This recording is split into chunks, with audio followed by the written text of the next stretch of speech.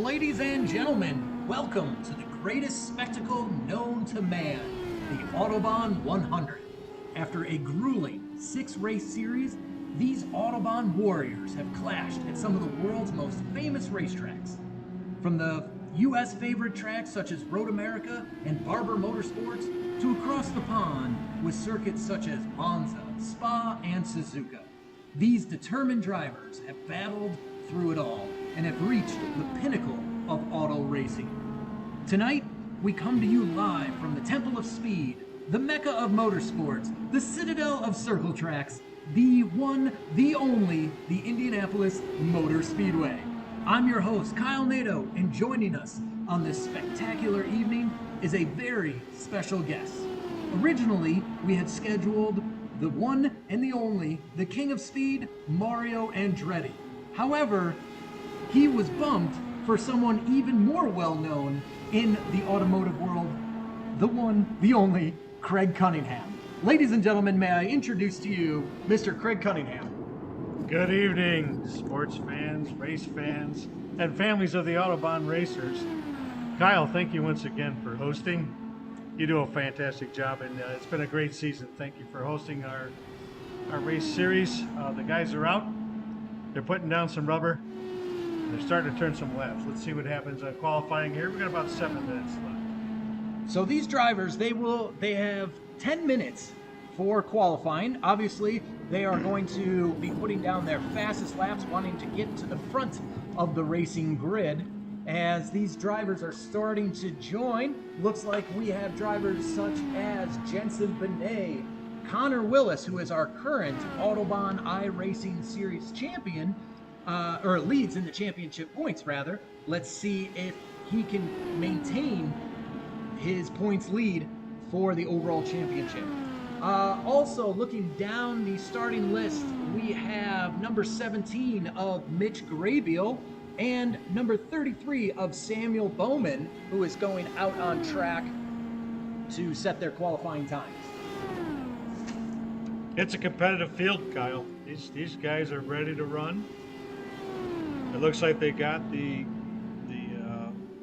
lines down. It does look a little bit slippery. It's been the traction's still not there yet, but we'll see. We'll see how it progresses.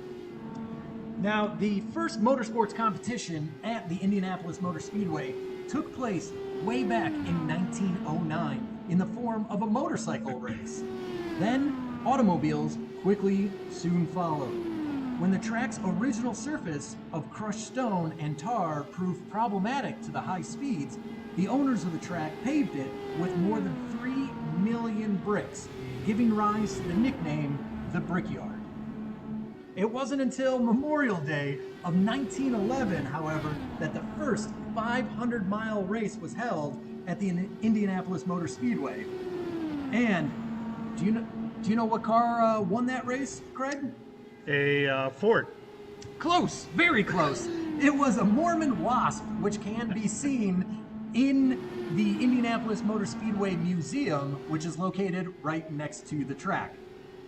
The Wasp. A very fast car. Here we go. The boys are out there. They're putting down some laps. We got Jensen Benet out front right now. Now, the Autobahn 100 was first held last year, and it was an all-out slugfest between over 20 competitors. So we're going to see just how well these drivers can do this year with having almost an entire year worth of practice, and also they've had about 30 minutes of practice before starting qualifying. So a lot of these drivers were up early, getting out and getting some seat time, learning the fastest way around this very treacherous racetrack. You can tell they've been practicing. There's some guys out there that really have the line. They're holding it well. Oh, except for that little incident right there. Samuel Bowman quickly finds out what happens when you start running high at this track. He looks like he went into the wall at turn 2, which is very infamous for these drivers. There's some contact in that area. There's no doubt about it. But these cars, they're looking good. And the IndyCar for 2021 is going to be very special. Some great things happening with that motor. We'll talk about that later. Absolutely, but really what this race is going to boil down to is whether or not you can get a good qualifying lap in so far with this, with about 7 drivers being out on track. Should have plenty of space in order to get a good flyer in. Now, typically for the Indianapolis 500, you have what is known as Speedway, which is just an amazing spectacle to witness. But they'll have a full day of qualifying, whereas here, a little bit more challenging for the Autobahn members is that they only have 10 minutes to qualify. So whereas some race teams take hours to set up the car, get it properly dialed in, these drivers have to figure it out in less than 3.5 minutes. That's right, Kyle. We got about 3.5 to go. The guys are putting down the laps, getting settled in. Got a little bit of time to get the fast one down. All right, and what these drivers are really going to be focusing on is, like right now, this is car number 99. We're taking a look at the number 7 of Zach Kabinski all by himself. Now, the cars themselves, since they're out by themselves, they have to punch through the air. Now, they'll be reaching speeds well over 220, maybe 230 miles an hour. And the aerodynamics of a Indy car are just absolutely phenomenal. The amount of downforce. However, you have to balance out downforce, which is the force of the air pushing the car down to the track, and that is allowing you the high cornering abilities of these cars, versus a low drag coefficient, which is exactly what you want to gain those high speeds down these long straightaways. So it's a give and take, not only amongst the engineers but also the other drivers as well. It is a difficult balance between being slippery and cutting through the air and having that downforce. These cars are well designed. These guys have a feel for them, and they are starting to put down some laps. Things are looking good. All right, it looks like Jensen Benet has a fastest lap time so far of 40 seconds, and right behind him is the number 28 of Brian Helmentoller, who's about 0.18 seconds. Yeah, 0.18. Right behind Connor Willis, currently in 3rd place, about 0.3 of a second behind, and nipping at the heels of Connor Willis is Zach Kabinski, only 1/100th of a second behind Connor Willis. So that might determine the starting grid so far, with about just over a minute to go in qualifying. Let's see if this leaderboard changes up. The rest of the guys in the field are right there as well. They're only 0.2, 0.4, and a little bit more than that behind the pace. So it's a good tight field. Now, don't forget, this isn't just a sprint race. This is the world famous Autobahn 100. These drivers will be battling it out for over 100 laps, and right there you see what happens when you make the slightest mistake, as it looks like Jensen Benet ends up in the wall. Now, thankfully, about a decade ago, Indianapolis installed safer barriers around this racetrack, making motorsports safety that much better at this high-speed circuit. And right there, Andrew T. also going into the wall, exceeding those track limits. And once you go high in this oval, that is going to put you in the wall. And unfortunately, that is going to not tickle as you hit that wall at over 200 miles an hour. Just under 10 seconds remain in qualifying, as we're looking at Mitch Graybiel in that red and black 17. And qualifying is over. The checkered flag is out. So the unofficial results so far is in first on pole position is Jensen Benet. Just to the outside of him is the number 28, Brian Helmentoller. Tucked inside in 3rd place, right where he wants to be, the 99 of Connor Willis. Zach Kabinski right to his right on the outside of row 2. Row 3 is going to be the number 17 of Mitch Graybiel and Samuel Bowman. And then Andrew T. is is going to be looking up the tailpipes of these other drivers. But it is all about to go down here shortly when the green flag waves. We are going to have a race on our hands, folks. So buckle up, get excited, grab your favorite cocktail as we are about to go racing just shortly. Stand by.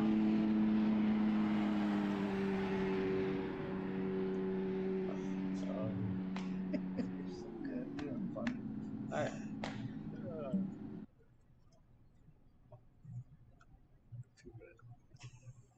Too good. Boy, what?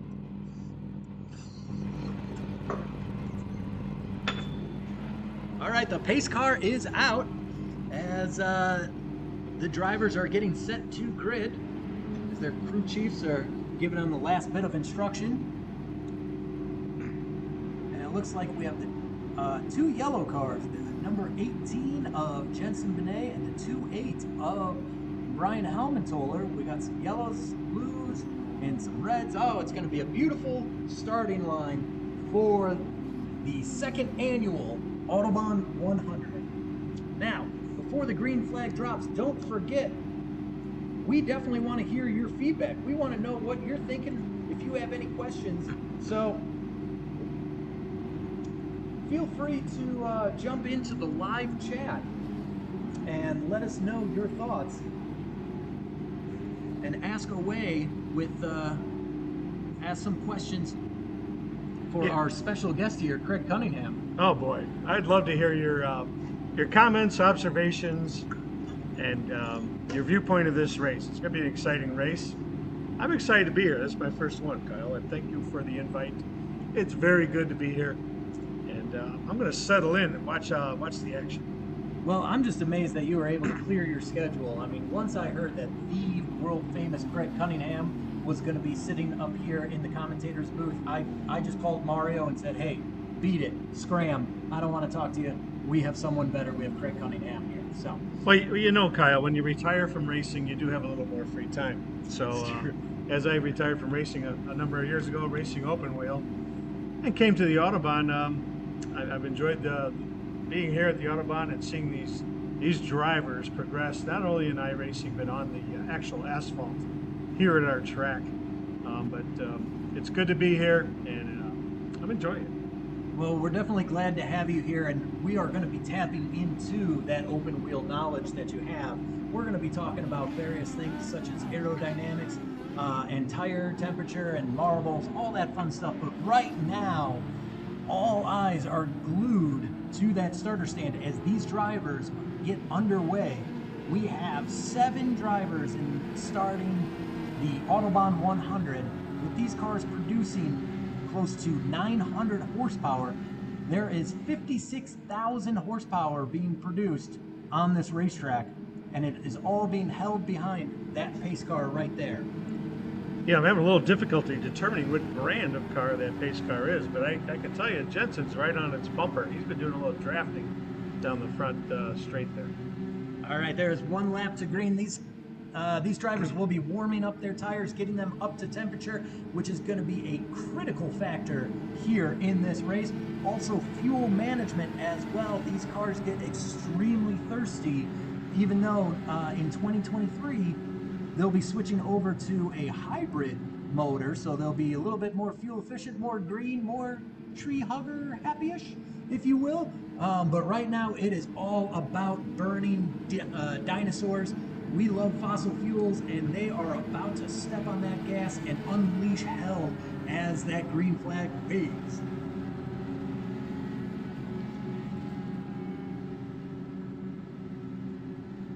All right, they're coming around turn 3 right now. We are waiting to see when that pace car pulls off into the pits, and then it is all eyes on Jensen Benet to set the pace before the starter stand, as these cars line up very nicely. There goes the pace car. Go right Jensen, ahead, Kyle. Jensen sets the pace. They are just itching for this race to start. And green flag waves. They are off. Jensen with a beautiful start. Now, during those starts, The only time really to go 3 wide into turn 1 is on the starts due to the slow speeds. However, it is single file through turn 1 with Jensen Benet out in front, Brian Helmetoller right behind him, and there is Connor Willis as the camera follows him around.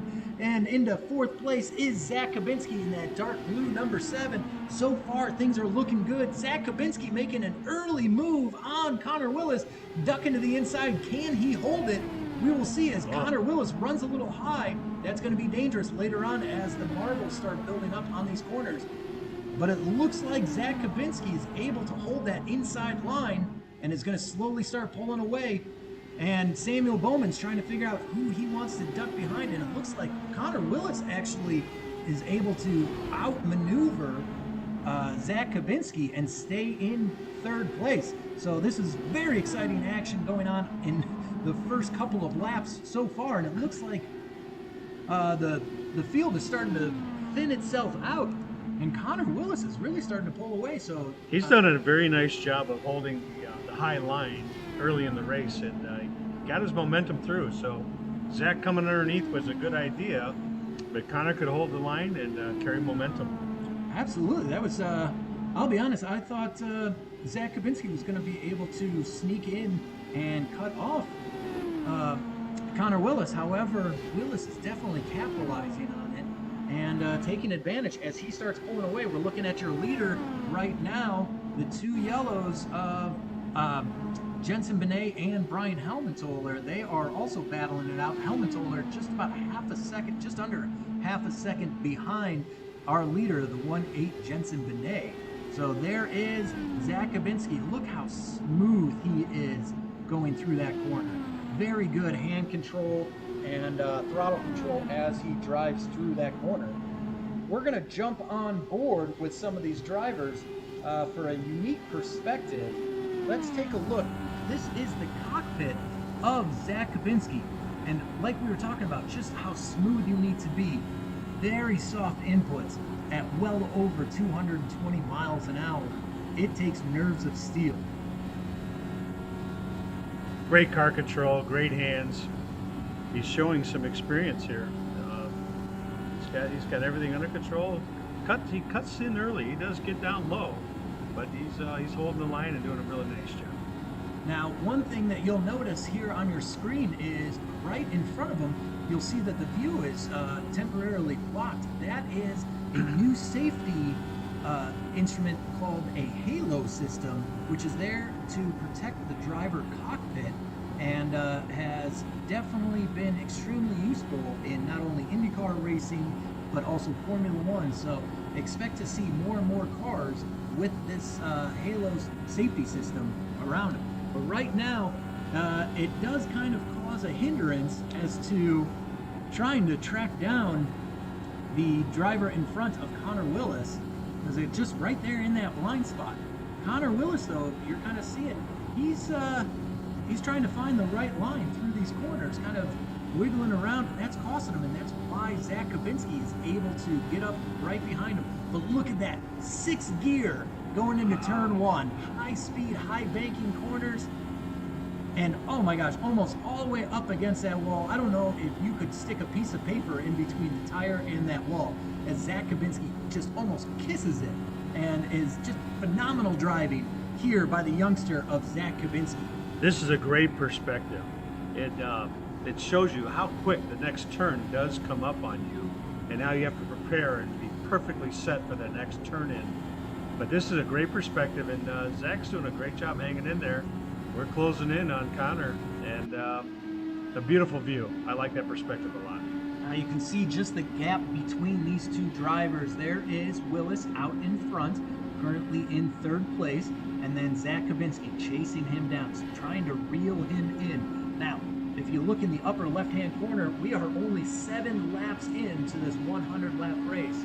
Okay, you can see the leaderboard in the left-hand corner. In the upper right-hand corner, there is a graphic showing just exactly where these drivers are out on track as well. And you can see that beautiful oval of the Indianapolis Motor Speedway. Now, let's take a look at Connor Willis and see Zach Kabinski coming up right behind him.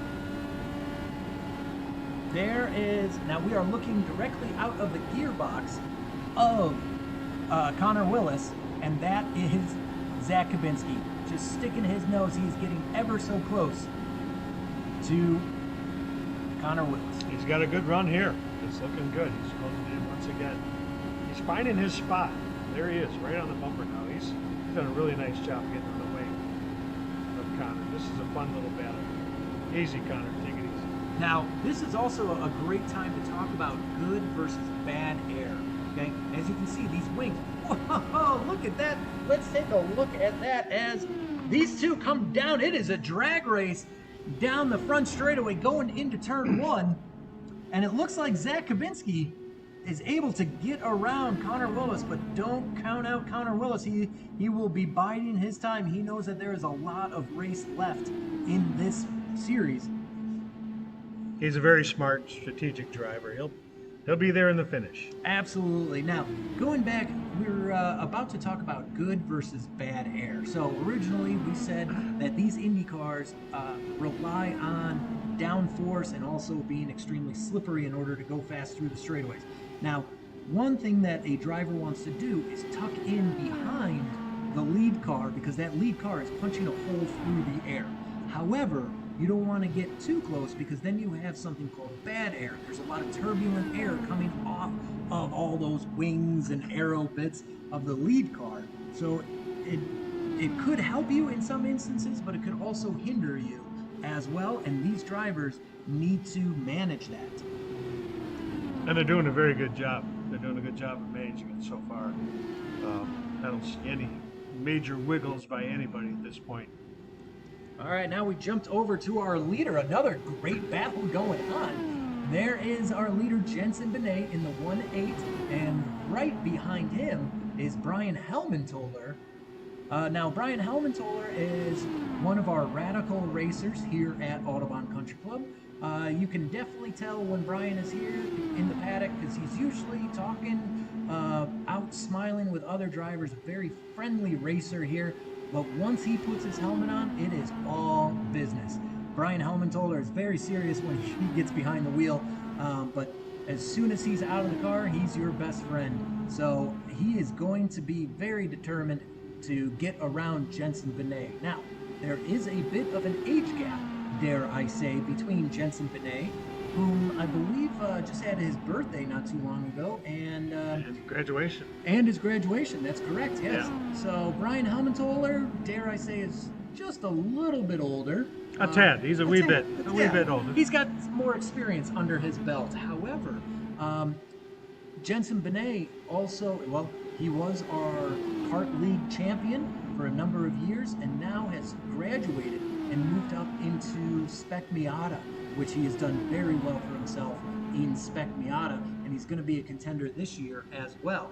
So Brian Helmentoller races, used to race at Radical, and also used to race in our Spec Miata series. But now he is currently, over the past winter, he's been building a GT car. So he'll be racing in our GT series. So, but Brian has also done go-karts as well. He ran our rally cross racing series. So Brian Helmentoller is definitely a man of many talents, many driving talents here at Autobahn. Both these guys are showing great discipline and consistency at this point. They're hanging right in there, doing what they got to do. Got to get some laps down right now. That's the important thing. Get your line, get your laps down.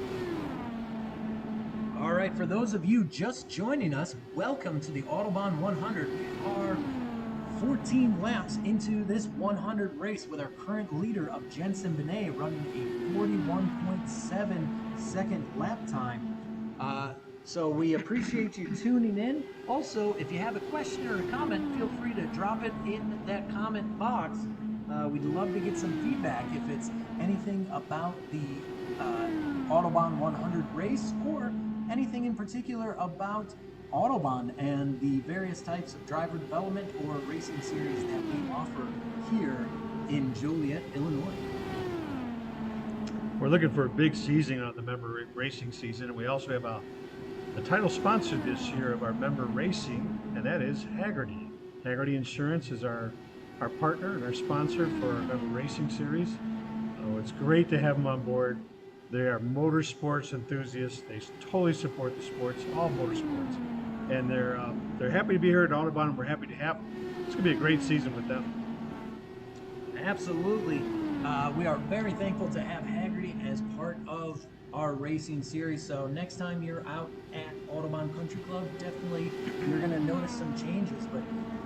And that's one thing that I love about this facility is that every time you come out, there's always something different. There's construction going on, or just new members and things like that. So definitely a high energy place, and it's a place that you definitely want to be.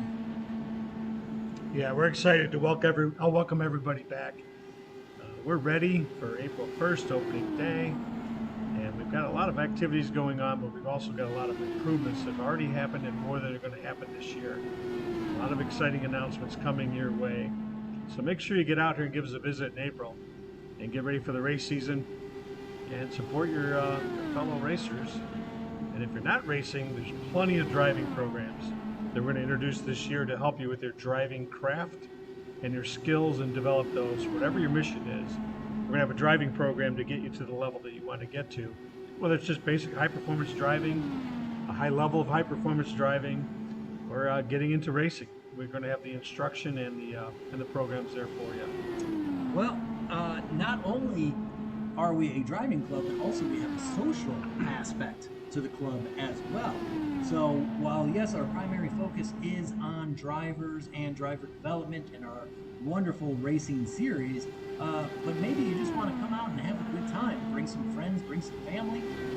If you check out the Autobahn social calendar, which is something new this year, you can see all these various other social events that are going on. I mean, everything from we have a camp out to wine tasting events to cigar nights to Kentucky Derby. The Kentucky Derby. There you go. You can place your bets on the ponies and all do it with friends and family and more importantly your Autobahn family. That's right. We're going to have a lot of opportunities to gather with fellow members and their families. We have a lot of music nights, patio nights already scheduled. We booked a couple of bands today, matter of fact. So it's going to be exciting activities, entertainment, gatherings, and Peggy has some incredible food opportunities coming your way this season. There's going to be some interesting evenings where she has specific dishes from specific continents, if you will, and it's going to be really good.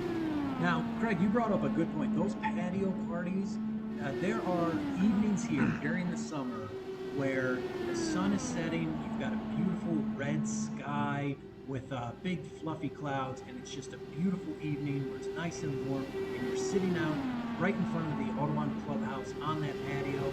You're surrounded by like-minded friends and family, racers, just auto enthusiasts, and there have been times where I've had to pinch myself because it's a magical place.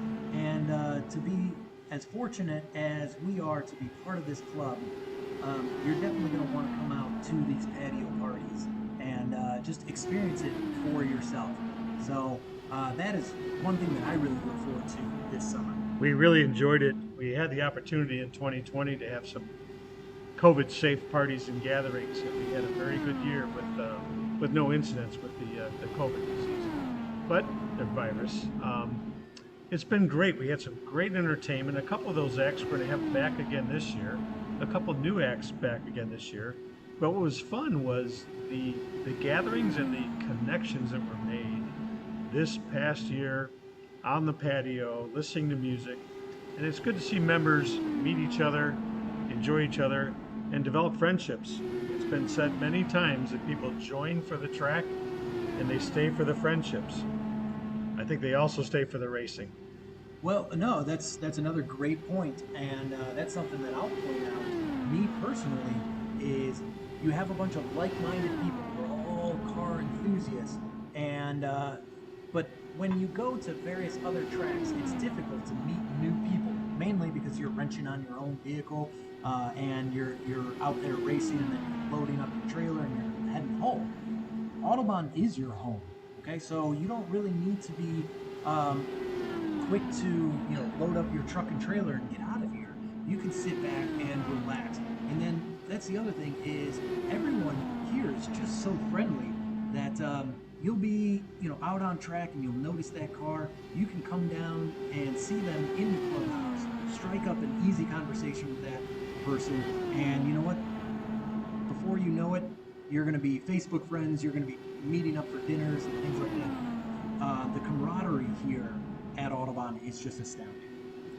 Matter of fact, the overnight that you mentioned, Kyle, we're working on finalizing a couple of agreements and the actual reservation software to make this happen. You can reserve a condo, a bedroom, and facilities for the evening. So if you decide you want to come and watch the band and you want to stay and not worry about driving home, we're going to have the opportunity for you to schedule an overnight stay in one of the beautiful rooms that we've put together through some of our members and our relationships with other buildings on property.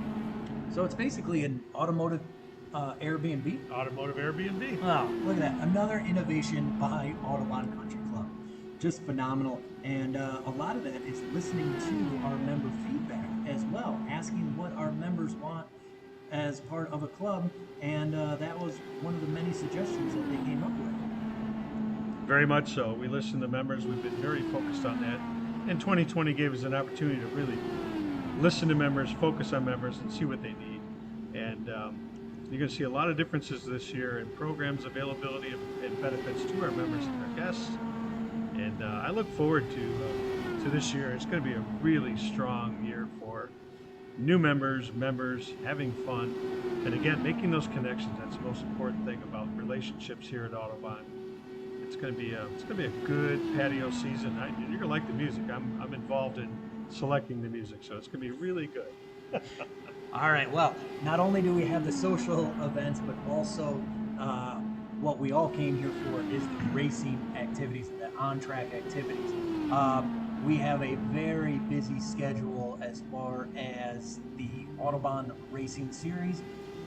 Here at the club, we offer everything for all ages, from ages 6 all the way to 99 years old. So we have our kart league that we have, and that kart track has exploded in popularity over the past couple of years. So if you want to get started in motorsports, I highly suggest our karting series. And Craig, you want to talk a little bit about the latest expansion down at the kart track? Well, the kart series has been doing very, very well for our members, and we've also done well on the public side, which is very important to the Autobahn business, if you will. We've got 38 seats sold out of the Wednesday Night Race League. I have to encourage you, if you haven't come and seen the Wednesday Night Race League that's open to the public, it's phenomenal racing. This is not your amateur indoor racing type of environment. There's some highly skilled racing going on Wednesday nights, and that's open to the public and our members. And some of our members do compete in that Wednesday Night Race League and the concession carts. Unbelievable racing. We've actually picked up 4 members from that racing league as members with Autobahn. So that racing starts on Wednesday, the March 31st, and 38 of the 40 seats are sold out for that spring season. It's really exciting, and there's also a lot of other things happening at the kart track. I was going to jump back to this race here, Kyle. You need to come in here and jump and look at what's going on here. I tell you, first and second place are just steady as can be.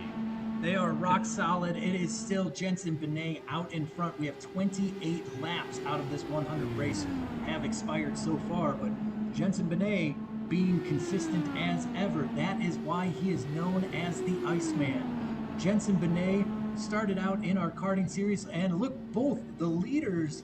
A little bit of contact in pit lane. Oh my gosh! Oh no, that is going to cause havoc.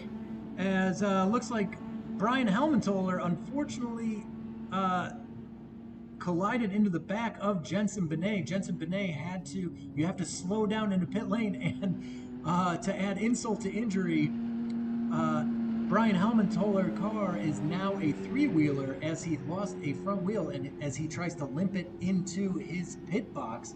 But it appears that Jensen Benet had to slow down to the mandated 60 miles an hour in the pit lane, and unfortunately Brian Helmetoller was right behind him and just crashed into the back of him. Boy, is this going to play big out for Kabinski and Willis. They had already, I believe they've already had the pit, and they are going to move up quickly, and it's going to be a big switch in play here. We've got about 70 laps left, so strategy is going to be a big factor here. All right, we're going to take a look at that one more time as we rewind the tape. Let's see just what happened. We put these cars back together. Here they come into pit lane. And yeah, unfortunately, it looks like Jensen was just slowing down right before those cones, and Brian Helmetoller just didn't see it and came into the back of him. Tried to avoid him, however, just didn't work out for him. He made every effort, obviously, to not make contact, but that was a difficult situation. All right, now we are back on the number 7. That means Zach Kabinski is out in front, leading this race.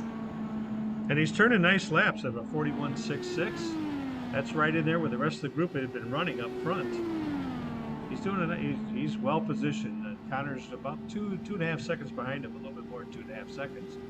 And this could be the new battle. We got to get the other boys back on track and see where they can slot back in there.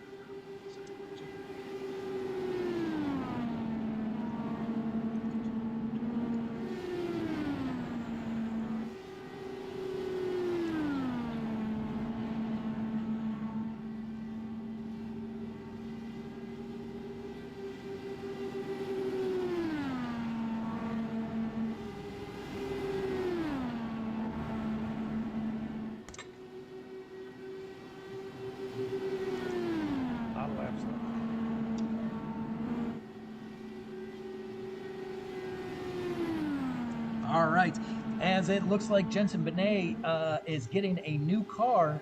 He is unfortunately 3 laps down, and Brian Helmetoller is currently sitting in 3rd place. So, but don't count out Jensen Benet because he has come back from worse. So there he is in that yellow and red number 18. Now, don't forget also we have a pit strategy as well for these drivers. They have to come up with their own strategy in order to optimize their fuel and their tires as well. So that's going to play a big factor and possibly help out Benet. So is it true, Kyle? Looks like Brian might be trying to unlap himself. He's right on the tail of Zach. Correct? I believe that's Jensen. So yeah, he's oh, trying that's to, Jensen. Yep. I'm sorry. Yeah, so he's trying to make up for lost ground. But speaking of pit strategies, let's talk a little bit about tires here at this specific track. Now, everyone knows that turns 1 and 3 are probably the hardest as far as on the tires themselves. That is when they are up to temperature and also with the most lateral G, meaning it's wanting to push that car straight into the wall. So after a while, after quite a few laps, the tires start to degrade and they will literally start coming apart and produce little rubber chunks left on the racetrack. And racers know what those are. Those are called marbles. And they are typically thrown and cleared off onto the sides of the racing line, which makes it very difficult for when you try to go around another driver. You are essentially driving on that discarded rubber. And again, what we call those are marbles, because when you are at speed, it's almost like driving on marbles. It gets extremely slick. And Craig, as an open wheel driver, you should know all about tire wear, don't you? Well, I've heard about it, Kyle. Sorry about that. All right. Sometimes I never drove hard enough to experience tire wear, but no, most of my racing was at Road America, Road Atlanta, across the Midwest, Mid Ohio, and tires are absolutely critical through the summer racing, etc. But yeah, tire wear is a big factor. I've never experienced endurance racing before, so it's not as important to what I was racing back in the days of SCCA. What were you racing? What kind of car? Started with Formula Ford and went into Formula E, which was a brand new spec series for SCCA. And we imported the cars from Denver and set up shop in Galena, Illinois, and we became the distributor. We did a lot of racing. It's a full wing car with a 4-cylinder Mazda motor, piston motor. And it's still a series that's running right now. But we were running more of the short races, and More tire wear, more of a sprint. And tire wear was a factor, and you had to be aware of it. But not like these fellas. They got to really pay attention at these speeds, and the adhesion. They have to really pay attention to their tires. Absolutely. Now, in your racing, obviously different from what is going on currently, but for instance, how long would a set of tires last you? Would they last an entire race weekend, or maybe a few race weekends? Yeah, if you were driving properly and you could cycle through, you could probably get 4 to 6 cycles out of that tire. So you could get a good session, a good weekend out of a set of tires. Okay. And sometimes if you had the budget, you'd go fresh on that Sunday. But that was always a factor. Well, that's a very good point. So next time you are at Sam's Club or Walmart or your local Goodyear store, and they tell you that your tires are good for 30, 40, 60,000 miles, just know that these tires are good for maybe about 200 miles, if that. Very true. So, very true. You definitely get your money's worth, though. Now, these tires produce a whole lot more grip. Unfortunately, you wouldn't be able to go around the Indianapolis Motor Speedway at these speeds in your Honda Civic with your current tire setup, but you could with these fancy Goodyear tires that they're running currently. Yeah, back in the day we were running Hoosier, and that's how I met Jody Lift of Havoc Racing here at Autobahn. He was the tire supplier for SCCA and all of our open wheel races. Jody Lift, Havoc Racing. Now, Havoc Motorsports, like Craig mentioned, they are one of the preferred garages here on site. So, if you have your own open wheel car and you don't want to necessarily wrench on it yourself, you might not have the time nor the experience, you can drop it right off at Havoc Motorsports. And that's one of the many features that we have here at Autobahn. Is we have a garage that takes care of all of your open wheel needs.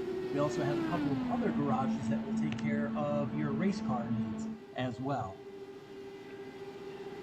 Great shops here on site. And next time you come to Autobahn, you will see a bunch of signage, all new signage, wave signs to direct you around the property, our 330 acres, and to all the shops on property. And we've got a new shop, Advanced Auto Sports, on property as well, down by Havoc Racing. But I'm looking at the lap times here by Zach Kabinski, and he's got a 41.69, so he's hanging pretty consistent. He's not given up much as far as his average lap times. Now that's very consistent. Also, looking at our Autobahn chat, we have our first comment from Jason. He is chiming in that there was contact, and the reason he made that statement is because Jason he is a corner worker here at Autobahn, which is a very critical role as far as on-track safety, and unfortunately, he has seen quite his fair share of contact. So that's why he mentioned that in the chat session. But also, feel free if you have any questions for myself or Craig Cunningham to ask away and get your question answered. Connor Willis sitting in a nice position there. He's got about 2.4 seconds behind Zach in a good spot. Brian has made his way back up. He's only 13 seconds behind our leader. And he's right now, he's in a very good position. And so the field is starting to thin out with Connor about just under 2.5 seconds behind our current leader of Zach Kabinski. But still a whole lot of race left to go, and it's still anyone's game.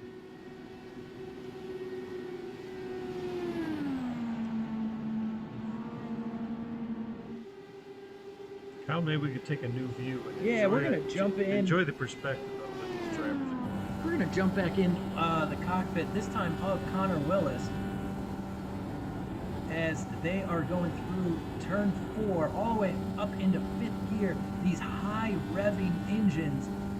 This is a 2.4 liter twin turbo V6. Now it revs all the way up to a stratosphere of 12,000 revolutions per minute, and these cars are producing over 900 horsepower, and they go well over 200 miles an hour, reaching speeds. Let's see if we can see on the steering wheel. It's not exactly showing us our speed, but they should be averaging just over 235 miles an hour, I'd say. And to put that into perspective, at over 200 miles an hour, you are traveling a football field every second. So, very, very fast speeds here, and also in order to manage those speeds, you need lightning quick reflexes, and you need to be extremely smooth, and that is what we're seeing here in the cockpit of the 99 Connor Willis as he comes around turn 2 and headed down the long back straightaway as he starts reeling in his competition, number 7, Zach Kabinski. I tell you, Kyle, this is the first time for me from this viewpoint. I'm enjoying the perspective of the driver, but I have to say that halo and that pillar in the front is extremely distracting for me, because you lose the car. You find it as a hindrance? You lose the car in front of you. I mean, maybe with their vision they can see around it. Maybe it's just a camera shot. Well, but this is a good view as well. If I could jump in here for just a second. Now the thing is yes, it could be a distraction, but these drivers have to look so far ahead of themselves, because again, things happen so quickly. Look at these fence posts just whizzing past at over 230 miles an hour. So you are looking as far down as possible. Now, I've always said that in racing, it's much like the stock market. The earlier you can get your information, the better. Okay? So you want to be looking now. They're coming down into turn 1. You're looking all the way down, seeing the crowd of over 400,000 fans that typically attend an Indianapolis 500. And also on the infield, you can't be looking in there, because that is the world famous snake pit that Craig Cunningham, I'm sure you're well aware of what goes on in that giant party known as the snake pit. Kyle, I've only heard stories. That's all I can say. But that's your story, and you're sticking to it. I'm sticking to it. But this Speedway is incredible. It's got 250,000 fixed seats and 253 acres overall. It's an amazing facility, and it is a landmark within the United States. These guys are ripping around this track and putting down some lap times again, very consistent, 41.7. We're hanging in there. This is really good. The laps are just ticking away, but back in 1996, here's a fun fact for you, Craig. Ari Luyendyk ran the fastest qualifying lap time of 237 miles an hour. That is absolute blisteringly, eye-wateringly speed. That's crazy. And at the time, it was crazy. These cars have evolved safety-wise, downforce-wise, and technology So to hit that top speed back then, that was a pretty incredible feat. All right. Also back in the chat box, Jensen Benet, Brian Helmenthaler would just like to say that he was sorry for that contact, that it put you 3 laps down, but fear not, buddy. You've got 50 laps to make up for it, and you know what? I think Jensen Benet can definitely do it. If there's one driver out here that could do it, it would be Jensen. So there's definitely a large contingent of his fans that are going to be rooting for him, but Brian does apologize for that contact. A very sportsmanlike comment that come through, and that's how we are at Autobahn. That's what our drivers do. Competitive, but sportsmanlike. Oh, absolutely. I mean, they're fierce competitors out on track, but once they're in the winner's circle and in the paddock, it is all smiles. They're shaking hands, they're hugging, they're laughing, and that's really what the racer mentality is all about here at Autobahn. All right. We are still following around, is that the 99 of Connor Willis, I believe? Yeah, correct.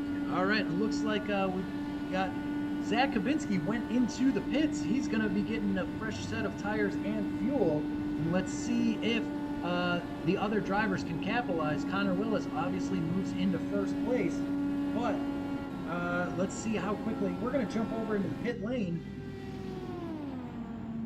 See. We are at the halfway mark. 49 to go. All right. We're going to see what... there is Zach Kabinski with the invisible pit crew. Invisible pit crew. Wow, they are exactly. good, though, because he is back out on track. When those guys dropped him down and got him out of there. Exactly. Last time I was at Jiffy Lube, it took them like about 2 hours to get me 4 tires. These guys, it took them just about 10 seconds. So Kabinski back out on track. Let's see if he can chase down Connor Willis, who Connor Willis also is in pit lane as well. So it looks like all drivers are going to be coming into pit for fresh tires and fuel. Yep, Brian's in there. I think it was a good move by Zach. He got in. But look at that. Jensen Benet is able to capitalize by staying out. He gets 2 laps down. Let's see if he can make up some ground while everyone else is getting fresh fuel.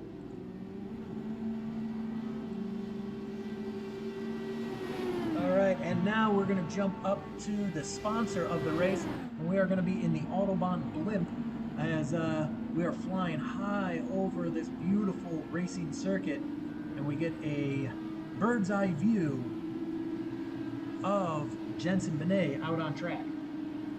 It's a beautiful view. It is. It really is. The Autobahn blimp. It's not quite how I remember it, but I've had the opportunity to go to Formula One at Indy a number of times.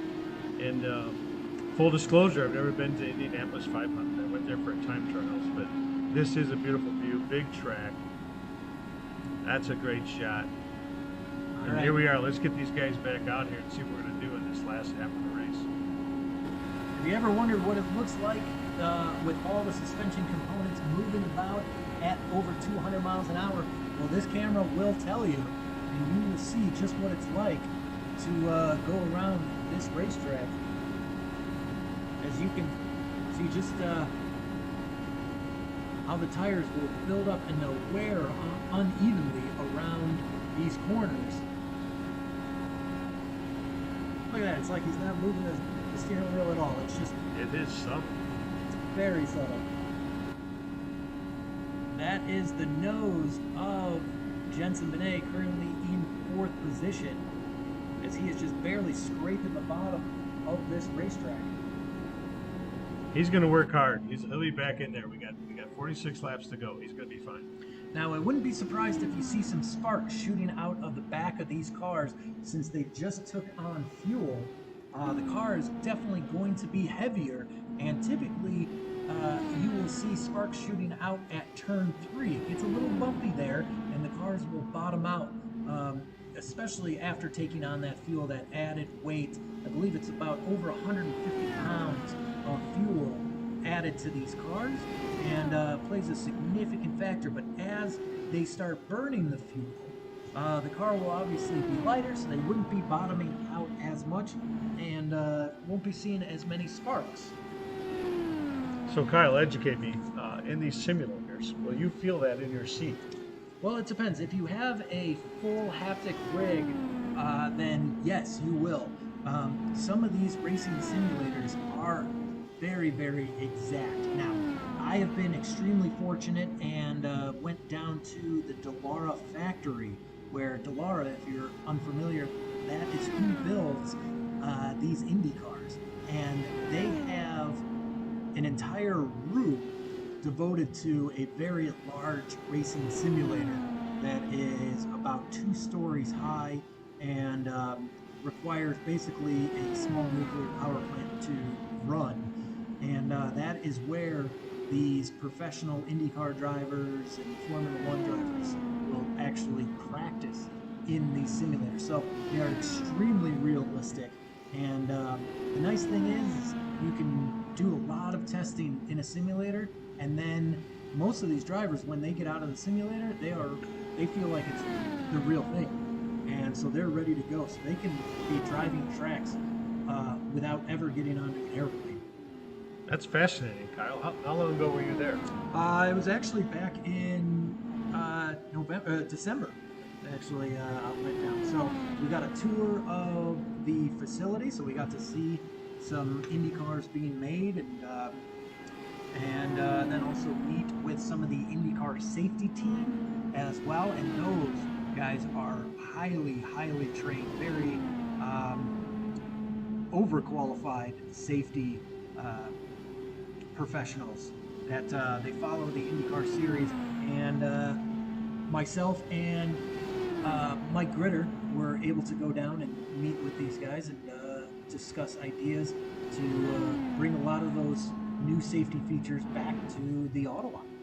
You know, it's funny. A lot of people say, "How's the off season?" What off season? There you go, Kyle. And I think that's a good point. I mean, we work 12 months, and when we're not here, we're visiting other tracks, visiting safety venues, and learning from other tracks and educating other tracks, quite frankly, on operations, on safety, and member race series, etc. So Kyle and Mike have been doing a lot of visiting with other tracks, and we've been sharing information and learning, and all for the betterment of the sport and club racing. Absolutely. So there's always something to learn while traveling to these other tracks and meeting with these various automotive professionals. So the sharing of knowledge, we have always been very gracious in receiving that from again, other tracks, and specifically from the Indianapolis Motor Speedway guys. They are very helpful, very insightful. Getting back to this race, we've got 41 laps remaining. Pretty soon, we will be crowning a victor. Now, will it be the number 7 of Zach Kabinski, or is it going to be Connor Willis? Is he going to whittle away at that 3-second gap between first and second? Brian Helmentoller is actually clawing his way back. He's only 21 seconds down. He sure is. As Jensen Benet heads into the pit to finally get some new rubber and some of that go juice. So we're going to see if he can also kind of whittle away that 2-lap loss. I'm impressed with the consistency of the driving tonight. I watched the race, iRacing from Autobahn last year, and at this track, and it was challenging for everybody. So the improvements and the skill that's being displayed here tonight is very impressive. All right, looks like Mitch Graybill coming back out.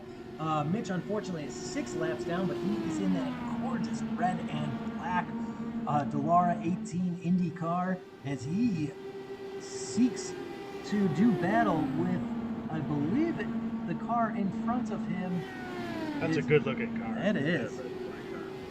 Mitch Graybill always very good with his livery on his cars, and it really helps us announcers differentiate between the two. We could use some help. Yes.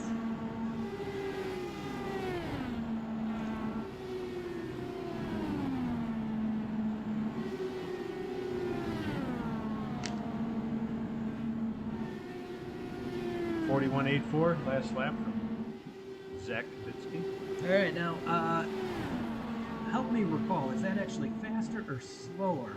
I believe that 41.8 is a slower lap time than what they were doing at the beginning of the race. Maybe that just means that they're starting to settle in, get more comfortable.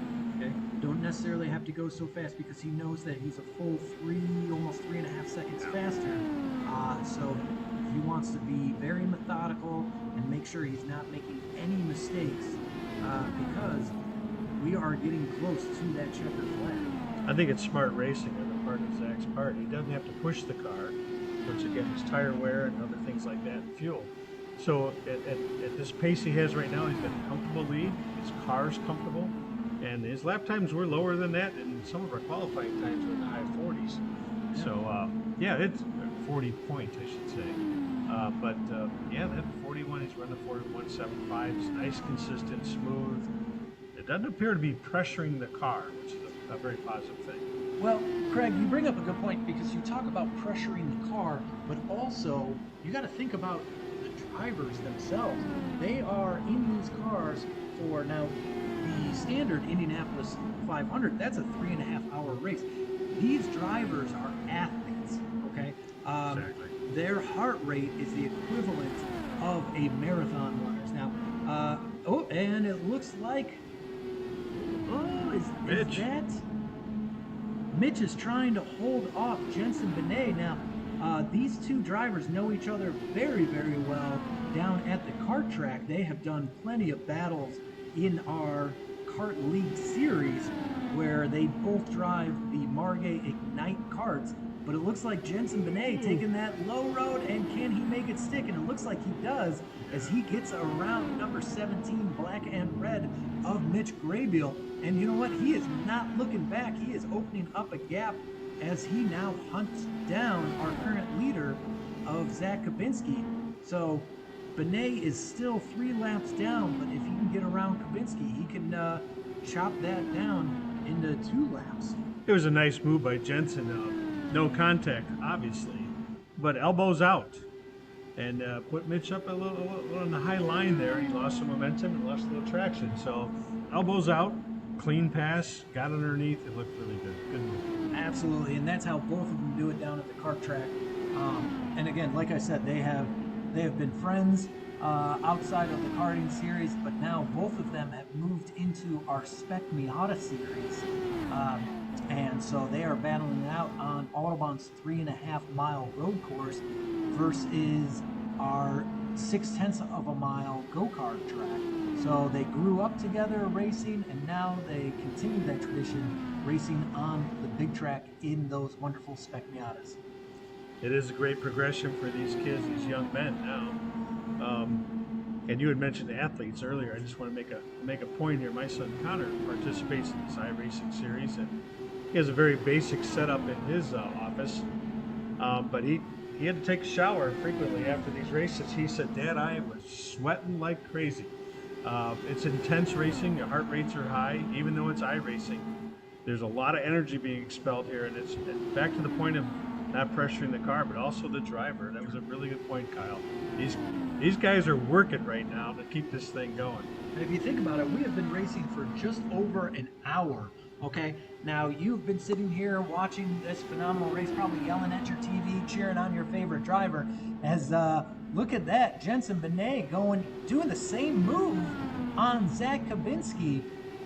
Now Zach doesn't necessarily need to fight with nice. Jensen, because you know what, let him go around, no harm, no foul. Yeah.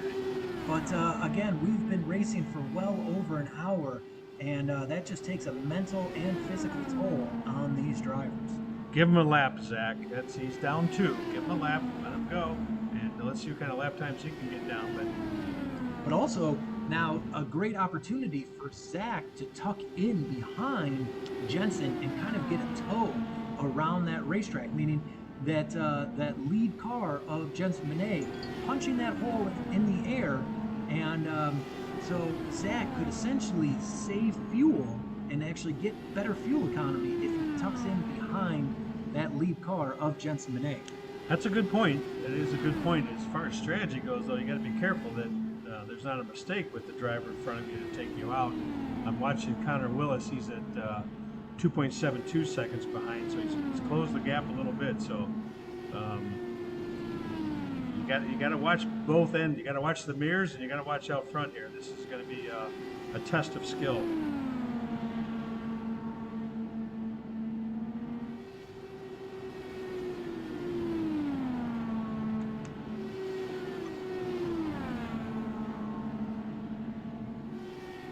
Oh, we got a moment here. I want to give a shout out to my friend Brian Kavinsky, fellow member, good buddy of mine.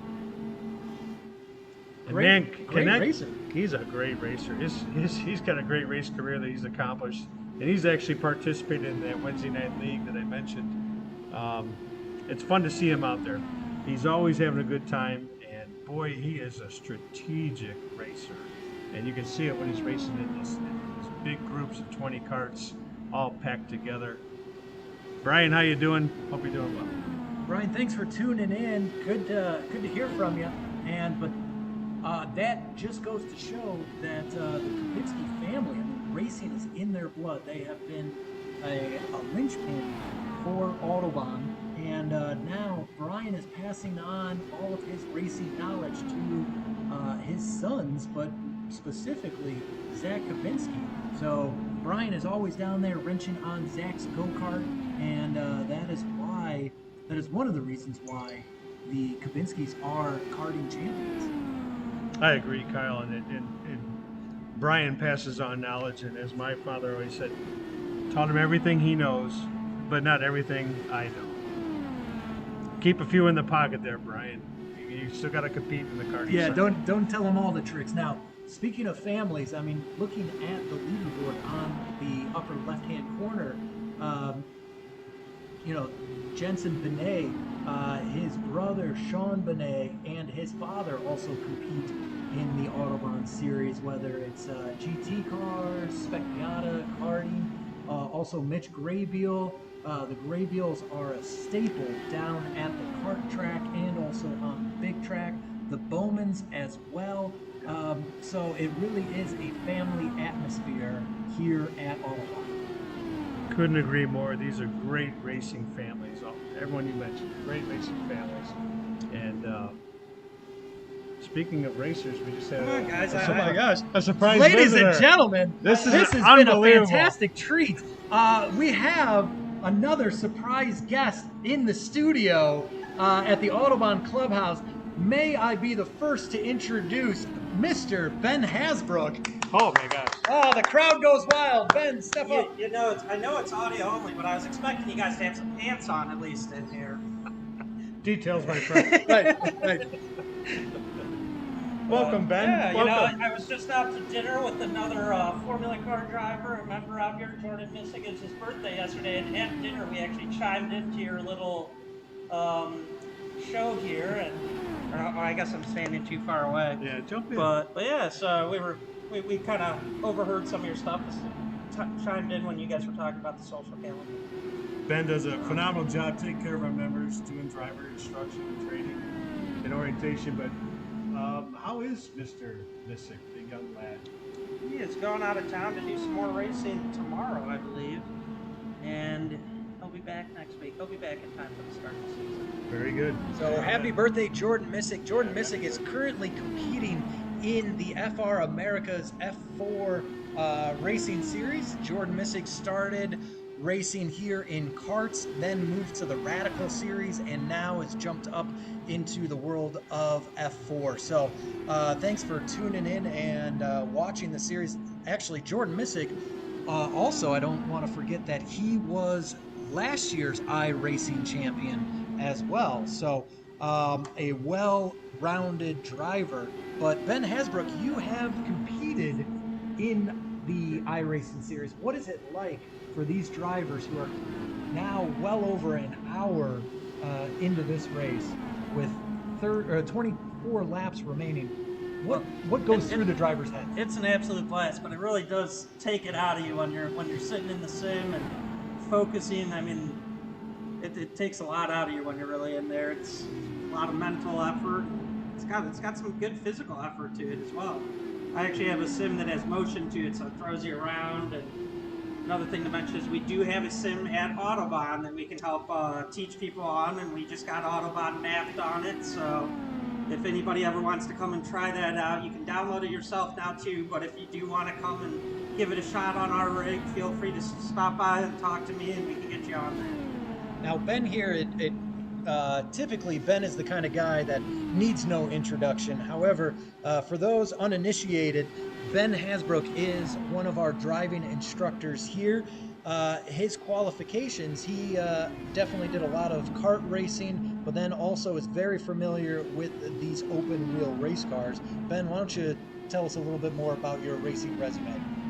So yeah, started in go-karts as a young kid, and kind of worked my way up, did some traveling with that for a while. Eventually got into cars, actually Formula cars with Formula Skip Barber when I was 12 years old, so been around Formula cars for a long time. Started racing at Autobahn in kind of the endurance series out here, as well as doing the Formula car series and the Formula Mazdas out here, and once again just hopping in whatever I can, just having a blast along the way. Ben's got incredible skills, driving skills, and he literally grew up at Autobahn. And he's been coming here since he's been a young I'm hooked. He's been since a young man and a young kid. And it's great to have him on board with our team here for driving instruction. Absolute riveting stuff by our one and only driving instructor, Ben Hasbrook. So thanks for coming into the Autobahn studio.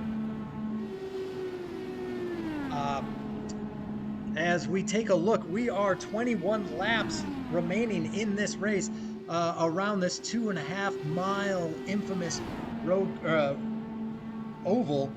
And another fun fact that you should know about is the gas mileage of these cars. They are burning about 1 gallon of gas per lap. So while these drivers have to take that into account for their pit strategy, and you see there is Zach Kabinski, he is going into the pits probably for the last time as he gets a splash of fuel and fresh rubber on all 4 tires. That should take him all the way to the checkered flag, but we're going to see if Connor Willis, who is just behind him, he was about 3 seconds behind, if he can make up some ground, and whether or not his pit strategy is going to run until the fuel is completely out. And because again, we only have 20 laps remaining, if he can just feather it around this racetrack, he might be able to pull off a win with a winning race strategy. And I'll tell you, just standing here, it's pretty interesting to see the setup that they have behind the scenes here of kind of the different TV cameras they can go with. And they definitely, as somebody that does the races and actually drives, it's kind of cool to get to see the back end here. And I'll tell you one thing, I'm sure that Kyle would always love to have somebody come and visit him and kind of go through and check things out. If you're ever around when he's doing one of these, it's pretty cool to see what he gets to work with back here. I agree, Ben. It's impressive. This is my first visit, and the effort that Kyle puts in to produce the series and the technology that's involved is really impressive. And I'm going to go back to the race here briefly. I did notice that Zach had put in some lap times in the 41.6. He's getting down low, so he's trying to knock it down and prepare himself for that pit stop. And now we got Connor in the pits as well. Let's see what happens. All right, so if you look at the steering wheel, there's a whole lot of information right there. Those steering wheels are extremely busy. However, I'm looking specifically for it. Well, he's got the lap times, the lap difference, but he is all the way up in 6th gear, redlining that 12,000 RPM engine, that twin turbo V6, as he goes around into turn 3. Smooth on the steering wheel, just barely turning around, letting that 33-degree banked corner help him just catapult that race car around. As you see, as he is coming up to the start-finish line, going into turn 1. Boy, he's rolling smooth. He is really rolling smooth. It's a good view. All right, just goes to show how difficult it is to drive one of these automotive missiles. 41.6 for Zach. He's right back in the game and right on it. Connor's gonna have to put down some laps. He's got to start pedaling here. All right, yeah. Connor dropped back after that pit stop. He is about just over 5 seconds behind the leader. So there in the blue number 7, that is our current leader of Zach Kabinski. We are looking for the 99 of Connor Willis. Whoa. Wow, he ran really high. Jensen Benet was barely able to hang on to it as he just keeps it off of the wall. Looks like he went a little too fast into that corner and that shot him up high, but that amazing driver ability of Jensen Benet was able to, again, keep it out of the wall and keep it from disaster. Especially on this track, just running a smooth race and not getting into the walls, not having any issues. That's the key out there, especially with 17 laps to go. He got a little loose, but boy, he had some nice quick hands to catch that and stay on the groove. All right, as we jump back up into the Autobahn blimp, we are taking a look. That little tiny dot on your screen, that is the 99 blue of Connor Willis. He is out all alone as he tries. He's got that fresh, clean air in front of him as he tries to whittle away that 5-second gap between him and first place. We are going to see if he can do it. There he is in that beautiful Talara 18 Indy car, going around this track. Oh, this is just a fantastic race, folks. Thanks for tuning in and being part of this. But definitely, if you have questions, comments, concerns, hit us up on our social media and also comment in the YouTube chat right in the right-hand side of your screen. I don't know what could be concerning about this, Kyle. This is some good racing. And I'll tell you what, Zach's running those 41 sixes, boy, he's right in there. Connor, you got to dig deep. You have to push. And with that top 3, I mean, a last-minute pit stop can make all the difference and really take somebody out of contention. Or that being said, put Brian right back up into contention for the victory. We are jumping back and forth between, that's Connor Willis, and up front in that blue speck is Zach Kabinski. So about, looks like a straightaway length between these drivers as there goes Connor Willis into turn 1 through the short chute between turns 1 and 2. Full throttle all the way around turn 2. Yeah. Very smooth. Look at that, barely turning that steering wheel using that 33-degree bank corner. And this is what it looks like from his suspension.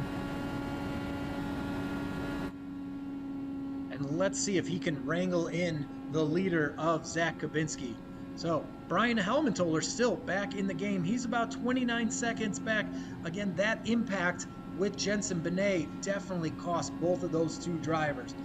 The current points champion is the car that we're looking at right now, the 99 blue of Connor Willis. If he can pull off a win here, he will solidify himself as the Autobahn iRacing Series champion. However, Zach Kabinski, our current leader, definitely will have something to say about that, and it can shake things up as far as points go in the overall racing series.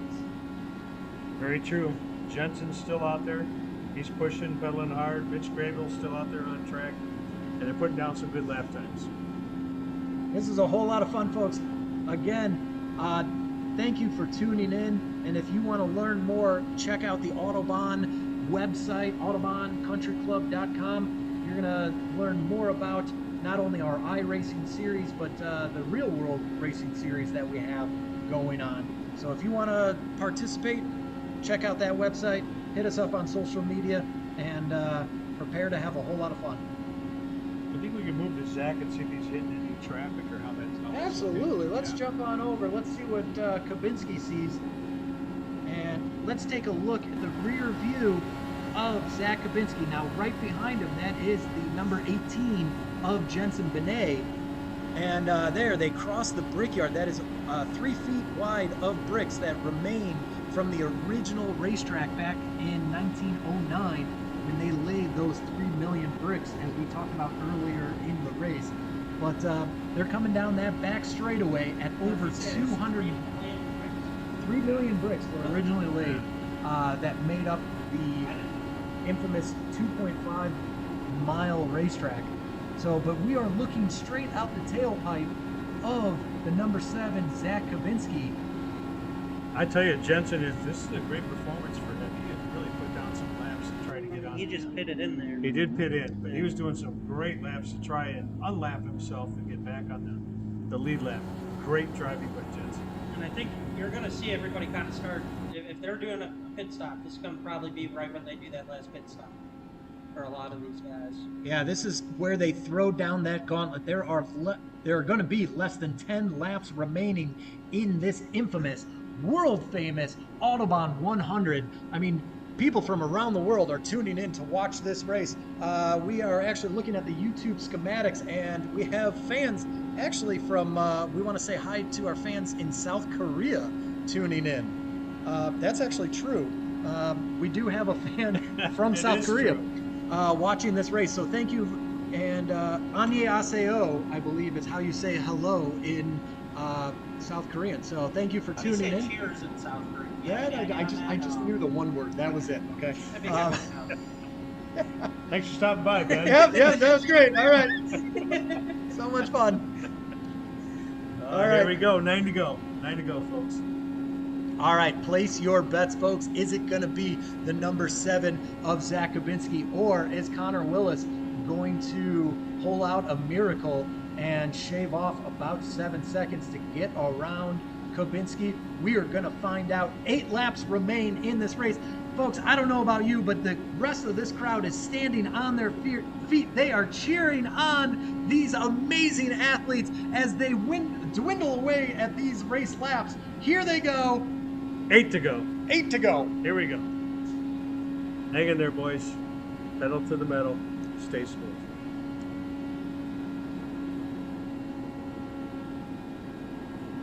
Boy, Brian's done a nice job of this recovery. Absolutely. Let's check out what Mr. Helmetoller is up to. Look at that. Now, one thing you will notice about Brian is, since he's not only raced in our karting series, our GT series, our Radical series, our Spec Miata series, all of that experience has taught him how to be smooth. Now, I'm not too sure, but I would bet that Brian Kabinski has never driven an Indy car, but you wouldn't know it watching him go around this 2.5 mile race course. That's the beauty of simulators. He is doing well.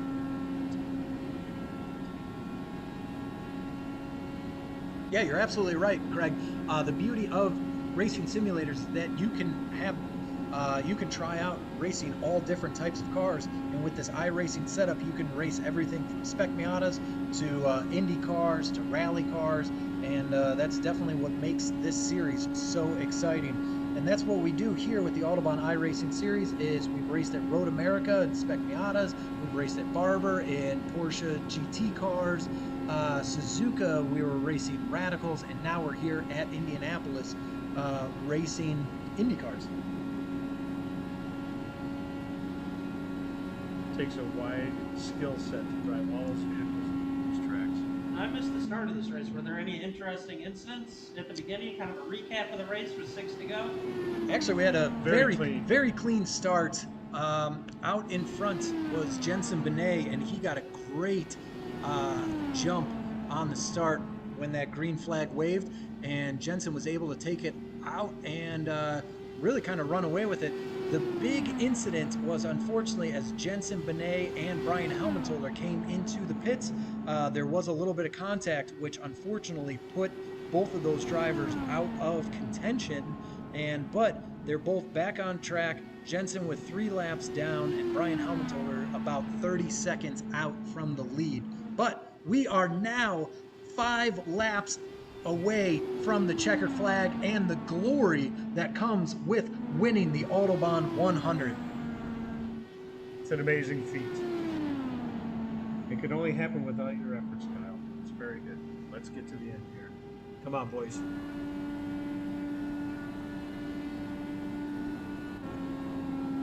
What a great lead up to the actual season. Absolutely. So that's another great point, Ben, is that this is the finale of the iRacing series. We do this over the winter, and that way it gives our drivers some practice and keeps them busy over technically the off season. But now the off season comes to a close as Autobahn Country Club is opening its doors April 1st. That is not a joke, folks.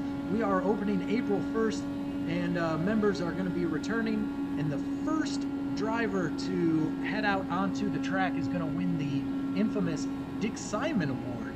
And I look forward to handing over that award to whomever it may be as they as the track opens April 1st at 8:30 a.m. to members. It's become a great event, and we had a line actually to get on track. A lot of people. It's hard work to get these days. Yeah, it is a hard work to get. A lot of people fight very, very hard to get that award. That Now, is somebody sticks on their allowed own. to sleep in their car all night? Would you allow that there, Kyle? You know what? If you're going to sleep in your car, I might just allow it. Now, Ben, I know you're very familiar with sleeping in your car. So I don't think I'll give it to you, but I will give it to someone if they do sleep in their car. We have two laps remaining. 2 laps remaining. We're going to take a different angle and look from a bird's eye view all the way up. That is the leader out in front. Zach Kabinski with a fastest lap time of 41.8 seconds around this 2.5 mile oval. And is that Jensen Benet getting around Connor Willis? Connor doing the smart thing and just letting him through.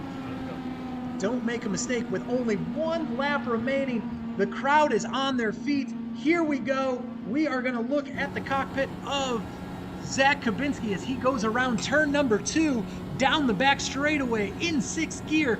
12,000 RPMs. That engine is just screaming at over 230 miles an hour. Not even a lift as he goes into turn 3. Very treacherous corner. Nice and smooth for Kabinski through the short chute into turn 4. And now all eyes on the prize. He is looking for that checkered flag. It is coming out. And victory goes to the youngster of Zach Kabinski. Congratulations. Big round of applause. That was some fantastic driving by all of these Autobahn members. And what a great day for racing. Thank you very much for tuning in and sticking around with us. We look forward to not only the start of the real season, but also in the winter. We will be doing this all over again. So again, my name is Kyle Nato. I am your host alongside with Ben Hasbrook. Thank you guys for tuning in, and we'll see you soon. And the one, the only Craig Cunningham. It's a pleasure to be here, and Kyle, great job. We really appreciate what you do for the club. Thank you very much. You guys have a wonderful night, as it looks like Zach Kabinski doing some victory donuts. Attaboy. Look at that, cutting some cookies. Nice job. And look at that, big smoky burnout. Oh, well done. Great. That is good. All right. Nice job. Thank you to all of our competitors. Zach Kabinski, your winner as he takes it home into Victory Circle, and he's doing some circles of his own. Thanks for tuning in, folks. Have a fantastic night, and we'll see you soon.